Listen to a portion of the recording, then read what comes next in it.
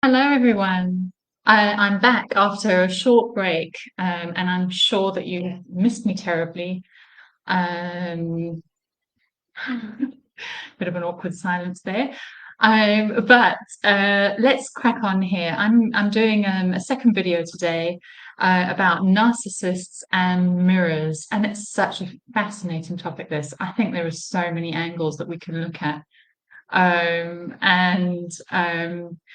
the question today is do you or did you sometimes feel like the narcissistic person in your life really did get you? They really did understand you, or they really did love you, actually. Do you sometimes ponder about that? So, the last video I did on this topic, we went straight to the very beginnings, the very start of mirroring and why it's such a powerful thing. Um, and we explored how mirroring takes place in the relationship between the infant from its earliest days with its mother, and how crucial that is for that little infant to know that its mother is able to reflect back to it how the child is feeling, how the baby is feeling. So you see mothers out, or mothers, if you have your own children, you'll know. Um, they'll be looking at their babies and they'll kind of be doing the same head movements or smiling when they smile, or really looking at them in their eyes and being inquisitive, trying to figure out how they're feeling. Well, this is all mirroring. This is what allows the child to develop this sense of, gosh, I'm wanted, I'm understood, somebody is interested in me, and somebody wants to know me, and all of this is what develops as that mother mirrors to the child and reflects back to them what they're experiencing, what the child is experiencing. And that can be both, when the child is upset or when they're happy and giggling. That's what the child needs. Really needs somebody to sort of giggle back, or to look a bit upset back, because if they're met with nothing, or they're met with frustration, um, it can be very, very distressing for the child, because there's no sense of safety then, in being able to express their emotions. Okay, so when this mirroring doesn't take place, or say it's only intermittent, when mum is absent, perhaps, or she's distracted, she's depressed, or when it's based on her own moods, which can be with a narcissistic parent. She only wants the child to be mirroring happy emotions back to her, so she tried to make the child be happy, or make it respond to her moods. When that mirroring is not good mirroring, it leaves one with a massive deficit. And this is the key thing today: a deep, deep desire to find somebody at last who is going to mirror you, who is going to give you that desire to know you, who's going to want you, who's going to want to know who you are, and who's wanting to attune to you. All of these things can lead us on a lifelong quest to find that love, to a certain degree, that we didn't get as early infants. And you'll see why I say love now when we put it in the context of a narcissistic relationship. So you see, this is the thing. Narcissists, as you know, are predators, they're manipulators. So they know that secretly, I think every human being is seeking this mirroring. Some more than others, though. So narcissists use this to their greatest benefit, to full effect. They use mirroring to lure you, to woo you. to ensnare you, to keep you coming back.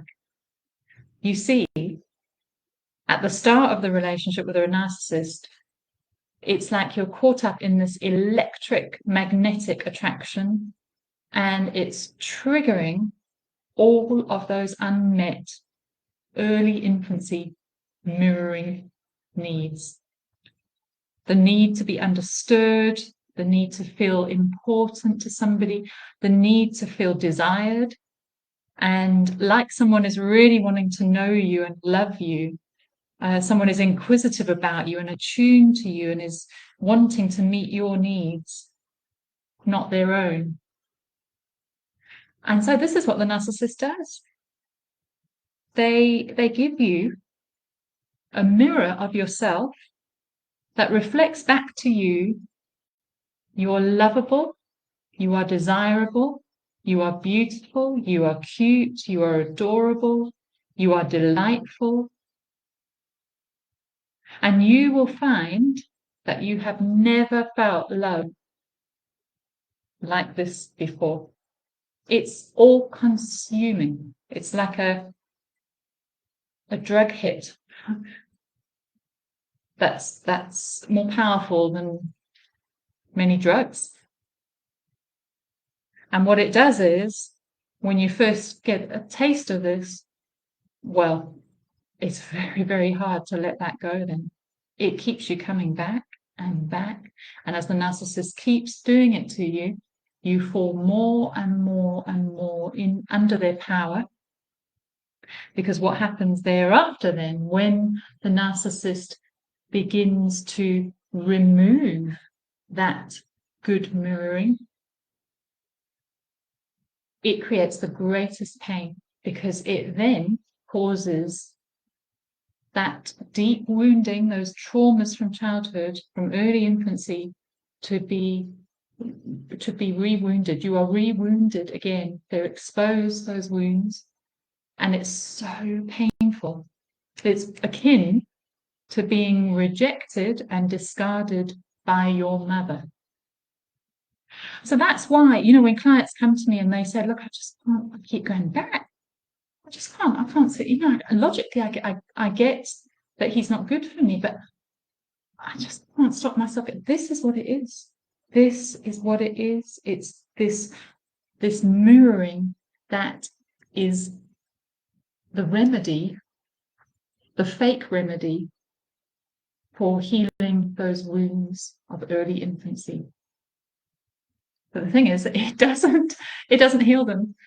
It actually deepens them, makes us feel more unlovable, more undesirable, more unknown, more unimportant, more alone than ever. And this is the love bomb discard cycle that narcissists use in order to create a dependency. So what do we do about this? Well, I know I say it all the time, but we need to go in and we need to heal the root cause of this need for someone to mirror us. We've got to go there. I have many clients coming to me saying, no, I don't want to look at childhood wounds or anything like that. It's just my current relationship. Yes, I understand that. The thing is, your current relationship is a window into the cause, into the reason for this present relationship. So as much as we can work on the symptom, we need to go back to the cause if we want that pattern to stop.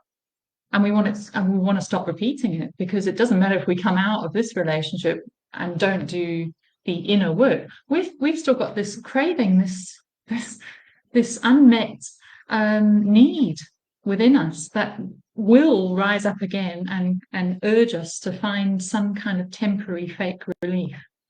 But if we're able and we're willing to do the work and go within and begin to understand the cause, and then to begin being that mirror for ourselves that we never had, that's where everything begins to change. So if you are wanting to do that, don't delay. Book in with me. The method I have, it's going to mean that you're not in therapy for years. It's focused, it's proven, it's powerful, and your life will change. Your life will change. That's my guarantee to you, actually, because we're not working only on the conscious, we're also working on the subconscious. And I also give you tools for emotional regulation moving forward. One in particular, which I've created myself, and clients are really raving about. They're using it daily, sometimes more than once a day, and it's really been so helpful for them to have something practical to go to begin processing things that happen in daily life that may trigger them. So that's the end of this video today. But there is one thing you can start doing right now if you want to begin healing this practically yourself. Like I said in my last video, monitor what you say to yourself when you look in the mirror. What are the messages you're giving out? Are you a good mirror, or are you giving yourself a bad mirror? Because if it's a bad mirror, you're making yourself vulnerable. Thanks, everybody. I shall see you tomorrow, and I hope to do another video on mirroring tomorrow. Take care, everyone. Bye now.